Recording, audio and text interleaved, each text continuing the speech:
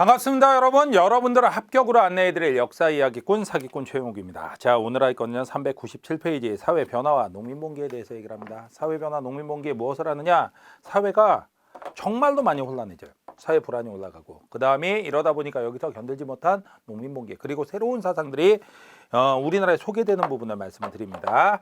자, 첫 번째 나오는 주제는 바로 뭐가 되냐? 다른 게 아니라 바로 사회 불안이 무지하게 올라가는 거예요. 아니 도대체 왜 사회 불안이 올라가느냐? 여러분들 뭐 다른 거 아닙니다. 이 당시에 혼란이 나올 만한 이유들이 있었어요. 당시에 보면 계속된 자연재해가 있어요.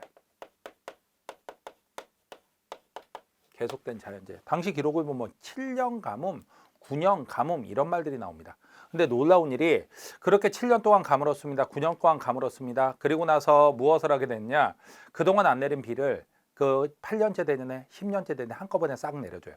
그러면 가볍게 여러분들 홍수가 나죠.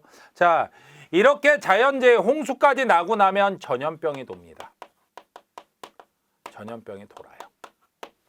그리고 또 밖에서도 이상한 것들이 자꾸만 왔다 갔다 해요. 이상한 것들이 뭐가 왔다 갔다 하냐? 이양선, 외국 배가 서양 배들이 자꾸만 왔다 갔다 합니다. 이양선들이. 근데 이양선은 올라가 보니까 참 희한한 사람들이 탔어요. 왜? 어떤 사람 탔는데 머리가 노란색이야. 그리고 눈알이 파란색이야. 팔에는 털이 숭숭 났고 어우 뭐야 하고 옆을 보니까 이빨하고 눈 패놓고는 시커먼 사람이 씩 웃고 있는 거야.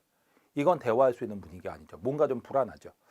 이렇게 되자 여러분들 누가 나오느냐? 화적, 도적들. 자, 도적대들이 날뛰기 시작하고 이거의 대표적인 사람은 제가 경제에서도 제가 말씀을 드렸던 걸로 여러분들한테 기억을 하는데 바로 뭐가 되냐? 장길산이 있습니다. 숙종 때 장길산이란 도적이 나오기도 해요. 그러면 안팎으로 이 난리가 났습니다. 정치라도 잘해야 되죠. 근데 안타깝게도 이 당시의 정치는 대표적인 단어가 세도 정치가 됩니다. 세도 정치. 이러면 여러분들 이런 상황을 딱 두 글자로 줄이면 무슨 그냥 말세요, 말세. 나라가 망하려고 하고 세상이 다 뒤집어지려고 하죠. 이 말세에는 보나마나 사이비 종교가 판치기 시작합니다. 어떤 사이비 종교가 판치게 되냐? 이런 게 나오자 새로운 사상 좀 이상해. 정감록이 돌아다니기 시작해요. 정감록. 이시 왕조 400년, 500년이 드디어 끝나고 이제 공주 땅을 중심으로 했고 자 정씨 정도령에 의한 천년 왕조가 새로 만들어질 것이다. 지금도 공주 계룡산 가면 정도령이라고 우기는 양반들이 조금 있다라고 그러더라고요. 믿지 마세요, 여러분들. 자, 그 다음에 또 하나는 무슨 신앙이 있느냐? 미륵신앙이 나옵니다. 미륵신앙이라는 건 도대체 뭐냐? 미륵불은 불교에서 미래불입니다. 언제 등장을 하느냐? 이 세상이 더 이상 어떻게 할 수 없을 때. 그래갖고 이 세상이 무너져 내리려고 할 때. 이때 사람들이 막 이제 다 죽게 생겼죠. 그때 사람들을 구원하러 오는 미래 부처가 바로 미륵불이에요.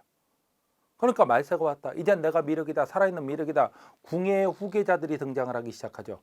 자, 그런데 여러분들 어떤 놈이 또 지가 살아있는 미륵이라고 하면 여러분들 믿으시면 안 됩니다. 정통 미륵 신앙에 의하면 아직 인간 세상에 조금 더 남았어요. 얼마 정도 남은 걸로 대충 연도가 계산이 되지만 56억 5천만 년 정도가 남았다라고 얘기를 합니다. 여러분들 살아계실 땐 절대로 그런 날이 오지 않습니다.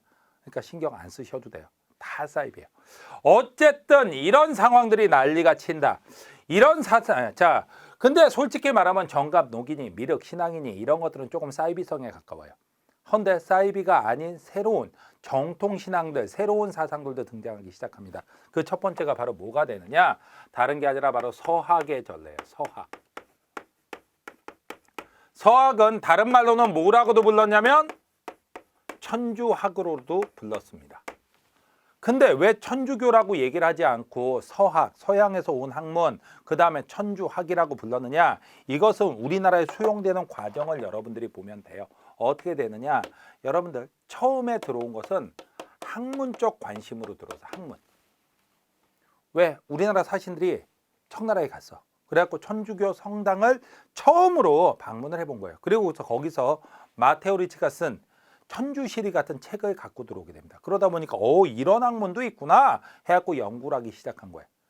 근데 여기에 기가 막힌 매력이 있었습니다. 도대체 기가 막힌 매력이 뭐냐? 여러분들 다른 게 아니라 바로 평등사상이에요. 평등사상.